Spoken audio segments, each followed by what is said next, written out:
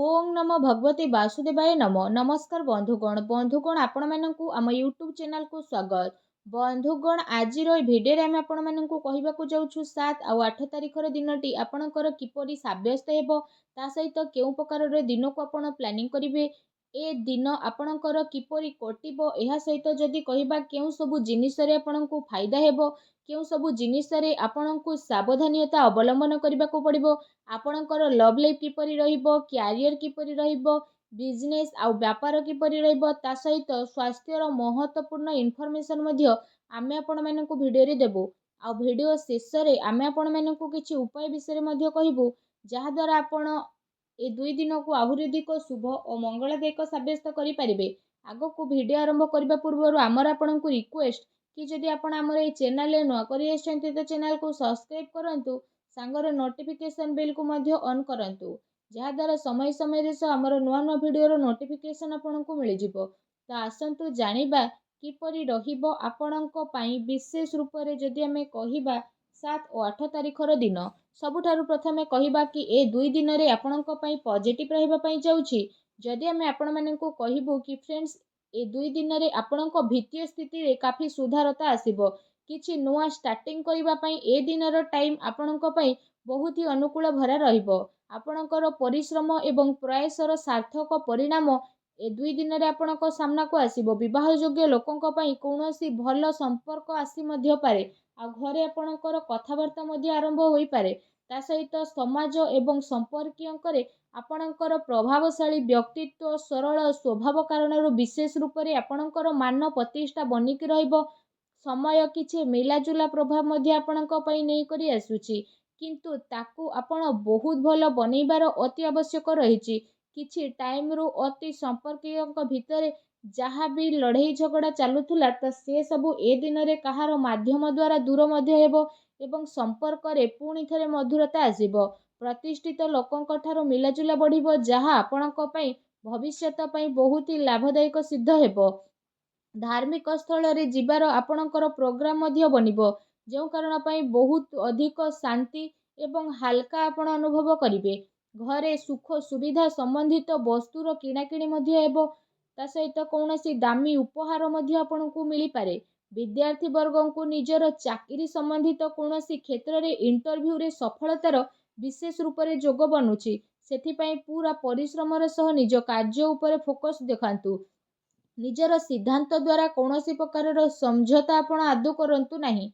प्रभावशाली एवं प्रतिभावान व्यक्तिंक सहित अधिक टाइम व्यतीत करंतु एहा द्वारा आपणकर आत्मबल एवं आत्मविश्वास रे वृद्धि हेबो तथा नकारात्मक विचार मध्य आपणकर दूर हेबो। भाग्य ठारू अधिक आपण आपणकर कर्म उपरे विश्वास रखंतु दिन आपणक पई बहुत ही भलो रहिबो। ता सहित आसंतु जानिबा ए दिन रे आपणक पई कोन नेगेटिव रहिबो। फ्रेंड्स कौनसी पारिवारिक कथावार्ता को नहीं भाई भौणी भितर लड़ाई झगड़ा होई पारे। घरर वृद्ध लोकंकर कथा द्वारा आपणक संबंध को खराब हेबा ठारू बंचेकी रखंतु। विद्यार्थी वर्ग माने आपणकु नुकसान मध्य पारंती सेति पई सावधान रहंतु। घरर कौनसी वृद्ध लोकंकर स्वास्थ्य को नहीं मध्य आपणकर चिंता रहिबो डॉक्टरଙ୍କ पाखकु मध्य आपणकु जीवाकू पड़ी पारे। एहा सहित आपणको आपणकर स्वभाव रे इगो को खत्म करबा पई पड़िबो जहा द्वारा प्रॉब्लम सब शीघ्र ही सुधुरी जीवो। हेति पई कोनोसी भी योजना उपरे कार्य करिबा पूर्वरु ता उपरे बहुत भलो भाबरे आपण विचार अवश्य करंतु।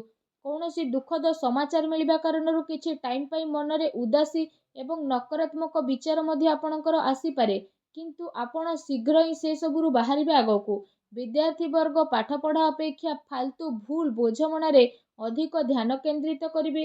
निजर महत्वपूर्ण कागज कारबाई को बहुत ही अधिक संभाळिकी रखिबे काहेकि ना जदि से सबु हजे जीव मिलिबा बहुत कष्टकर हेबो।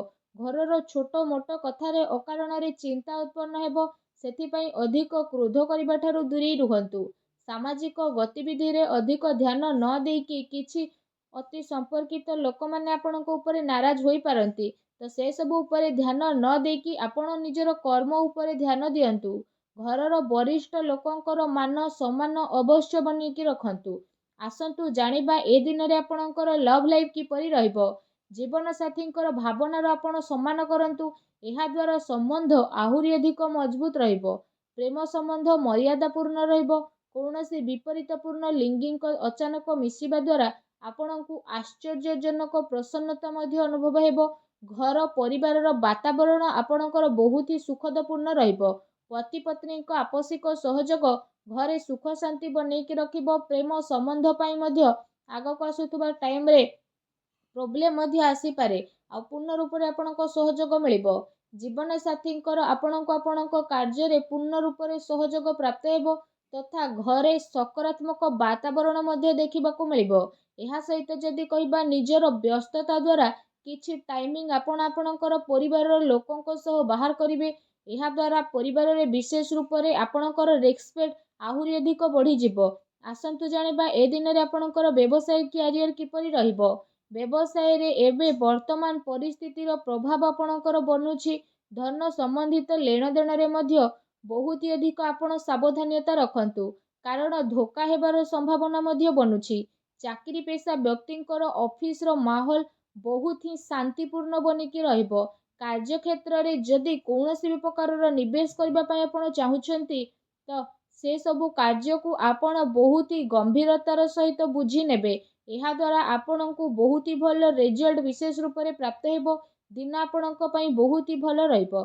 ଚାକିରିରେ ନୂଆ ସମ୍ଭାବନା ମିଳିବାର ବହୁତ ହି ଭଲ ଯୋଗ ବନୁଛି। ଏହା ସହିତ କାର୍ଯ୍ୟକ୍ଷେତ୍ରରେ ଯଦି କହିବା ଅନ୍ୟର ହସ୍ତକ୍ଷେପ ଦ୍ୱାରା କର୍ମଚାରୀଙ୍କ ଭିତରେ ମତଭେଦ ଉତ୍ପନ୍ନ ହୋଇପାରେ। ସେଥିପାଇଁ ଆପଣ ନିଜର ନିର୍ଣ୍ଣୟକୁ ପ୍ରାଥମିକତା ଦିଅନ୍ତୁ ତଥା ବ୍ୟବସାୟିକ ଗତିବିଧି ଉପରେ ଆପଣ ନିଜର କଡ଼ା ନଜର ରଖନ୍ତୁ। ଏହା ସହ ଚାକିରି ପେଶା ବ୍ୟକ୍ତି ମଧ୍ୟ ଅଫିସରେ ପଲିଟିକ୍ସର ଶିକାର ମଧ୍ୟ ହୋଇପାରନ୍ତି, ତେଣୁ ଆପଣ ଟିକେ ସାବଧାନ ରୁହନ୍ତୁ। ତା ସହିତ ଯଦି କହିବା ଏ ଦିନରେ ଆପଣ କୌଣସି ବି କାରଣରୁ କାର୍ଯ୍ୟକ୍ଷେତ୍ରରେ ଅଧିକ ଟାଇମ ଦେଇପାରିବେ ନାହିଁ, କିନ୍ତୁ ସେ ସବୁରୁ ବାହାରିକି କର୍ମଚାରୀଙ୍କୁ ଆପଣ ଉଚିତ ସପୋର୍ଟ ମିଳିବ। ଚାକିରି ପେଶା ବ୍ୟକ୍ତିବିଶେଷଙ୍କୁ ନିଜର କିଛି ଉଚ୍ଚ ଅଧିକାରୀଙ୍କର ପୂର୍ଣ୍ଣ ରୂପରେ ସହଯୋଗ ପ୍ରାପ୍ତ ହେବ। ବ୍ୟବସାୟିକ କ୍ଷେତ୍ରରେ ଆପଣଙ୍କର କାର୍ଯ୍ୟକ୍ଷମତାରେ ଆପଣଙ୍କୁ କାମୟାବୀ ମିଳିବ। ସଫଳତା ମଧ୍ୟ ଆପଣଙ୍କୁ ପ୍ରାପ୍ତ ହେବ। ସେଥିପାଇଁ ପ୍ରତ୍ୟେକ କାର୍ଯ୍ୟକୁ ଆପଣ ବହୁତ ହି ଗମ୍ଭୀରତାର ସହ ଭାବନ୍ତୁ। ଚାକିରି ପେଶା ବ୍ୟକ୍ତିବିଶେଷଙ୍କୁ ତାଙ୍କର କାର୍ଯ୍ୟକ୍ଷମତା ପାଇଁ ପ୍ରୋତ୍ସାହନ ପ୍ରାପ୍ତ ହେବ, ଯେଉଁ କାରଣ ପାଇଁ ତାଙ୍କର ମନ ବହୁତ ହି ପ୍ରସନ୍ନ ରହିବ। ଆସନ୍ତୁ ଜାଣିବା ଏ ଦିନରେ ଆପଣଙ୍କର ସ୍ୱାସ୍ଥ୍ୟ କିପରି ରହିବ। ଯଦି କହିବା ଏ ଦିନରେ ଆପଣଙ୍କ ସ୍ୱାସ୍ଥ୍ୟ ବହୁତ ହି ଉତ୍ତମ ରହିବ ତଥା ଆପଣ ଊର୍ଜାରେ ଭରପୁର ରହିବେ। ଏ ଦିନ ଆପଣ ନିଜେ ନିଜକୁ କାଫି ତନ୍ଦୁରୁସ୍ତ ଓ ଚିନ୍ତାମୁକ୍ତ ମଧ୍ୟ ଅନୁଭବ କରିବେ। ତା ସହିତ ଏ ଦିନର ଟାଇମ ଆପଣଙ୍କ ସ୍ୱାସ୍ଥ୍ୟ ଦୃଷ୍ଟିରୁ ବହୁତ ହି ଭଲ ସମୟ ରହିବାକୁ ଯାଉଛି। ଏହା ସହିତ ନିଜ ସ୍ୱାସ୍ଥ୍ୟକୁ ଆହୁରି ଅଧିକ ଭଲ ରଖିବା ପାଇଁ ଆପଣ ପ୍ରତ୍ୟେକ ଦିନ ଯୋଗ କରନ୍ତୁ, ବ୍ୟାୟାମ କରନ୍ତୁ ଏବଂ ସୁସ୍ଥ ରୁହନ୍ତୁ। ଆସନ୍ତୁ ଜାଣିବା ଏ ଦିନରେ ଆପଣଙ୍କ ପାଇଁ କ'ଣ ବିଶେଷ ଉପାୟ ରହିଛି। ଏ ଦିନରେ ଆପଣ ସ୍ନାନ ଆଦି ବିଶେଷ ଭାବରେ କରିସାରିବା ପରେ 7ଟି କନ୍ୟାଙ୍କୁ ଘରକୁ ଡାକିକି ପ୍ରସାଦ ସ୍ୱରୂପ ବିଶେଷ ରୂପରେ ତାଙ୍କୁ କ୍ଷୀରି ଖୁଆନ୍ତୁ ତଥା ତାଙ୍କୁ ଦକ୍ଷିଣାରେ ବିଶେଷ ରୂପରେ କିଛି ଏପରି ହଳଦିଆ ରଙ୍ଗର ବସ୍ତ୍ର ଦେଇକି ବିଦା କରନ୍ତୁ। ଏପରି କରିବା ଦ୍ୱାରା ହିଁ ମା ଲକ୍ଷ୍ମୀ ବହୁତ ଶୀଘ୍ର ପ୍ରସନ୍ନ ହେବେ ଏବଂ ଆପଣଙ୍କର ସମସ୍ତ କଷ୍ଟକୁ ଦୂର କରିବେ। ଯାହା ବି ଆପଣଙ୍କ ଜୀବନରେ ପ୍ରୋବ୍ଲେମ ଚାଲୁଥିଲା ସବୁ ପ୍ରୋବ୍ଲେମକୁ ଅନ୍ତ କରିବେ, ଆଉ ଆପଣଙ୍କୁ ଶୀଘ୍ର ହିଁ ଶୁଭ ଫଳର ପ୍ରାପ୍ତି କରିବେ।